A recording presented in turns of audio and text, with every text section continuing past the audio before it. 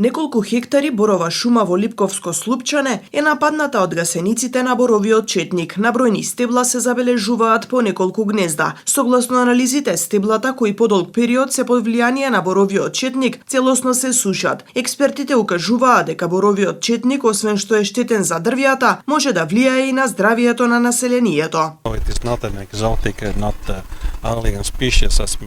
Загрижена сум за инсектот, за боровиот четник кој што се движи во текот на летните месеци. За нашите простори не е непознат, не е екзотичен вид, туку напротив е доста познат, кој што навистина прави штети не во однос на самата шума, туку во однос на здравието на посетителите. Ларвите ги формираат овие гнезда кои што може да се забележат и сите се групираат заедно. За нашите простори тука презимуваат, цела зимја се до следната пролет. Имајќи во предвид помали површини или паркови како што е ова, ларвите се во едно гнездо и ова е најдобар период за нивна контрола.